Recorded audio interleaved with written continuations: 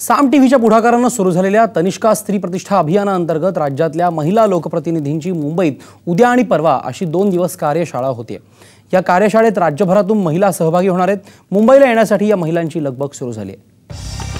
साम टीव्हीच्या पुढाकाराने सुरू झालेल्या तनिष्का स्त्री प्रतिष्ठा अभियानाअंतर्गत गुरुवारी आणि शुक्रवारी होणाऱ्या कार्यशाळेसाठी गावागावातल्या वेगवेगळ्या पक्षांचे प्रतिनिधी एकत्र येणार आहेत। ते स्त्री प्रतिष्ठा जपण्यासाठी, समाजहिताच्या कार्यक्रम आखणीसाठी तनिष्का अभियानाचे फलक, बॅनर लावलेल्या गाड्या सध्या राज्याच्या वेगवेगळ्या भागातून मुंबईला जाण्यासाठी सज्ज झाल्या आहेत।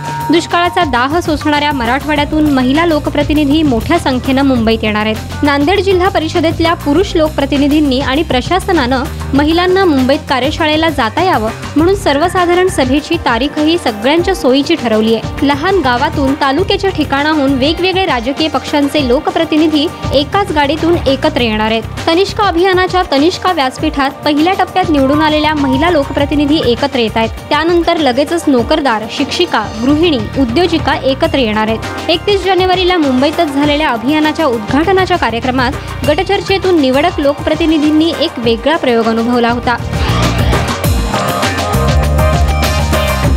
राजकारणाच्या पक्षाच्या मर्यादा ओलांडून समान कार्यक्रमासाठी, स्त्रियांची प्रतिष्ठा वाढवण्यासाठी, चांगल्या समाजासाठी एकत्र येता येईल अशी अपेक्षा आमदारापासून सरपंच असलेल्या महिलांनी त्यावेळी व्यक्त केली होती।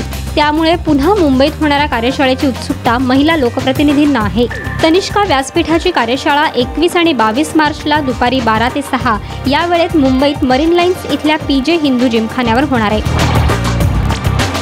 21 मार्च रोजी पुणे, अहमदनगर, नागपूर, अमरावती, वाशिम, बुलढाणा, गडचिरोली, गोंदिया, अकोला, यवतमाळ, भंडारा, चंद्रपूर, वर्धा, नाशिक, जळगाव, धुळे आणि नंदुरबार इथल्या महिला लोकप्रतिनिधींची कार्यशाळा होणार आहे। तर 22 मार्च रोजी कोल्हापूर, सांगली, सातारा, सोलापूर, मुंबई, रायगड, ठाणे, रत्नागिरी, सिंधुदुर्ग, औरंगाबाद, जालना, बीड, उस्मानाबाद, लातूर, नांदेड, परभणी, हिंगोली इथल्या महिला लोकप्रतिनिधींची कार्यशाळा होणार आहे। मोठ्या अपेक्षेने येणाऱ्या स्त्री शक्तीचा जागर लवकरच राज्यभर सुरू होईल।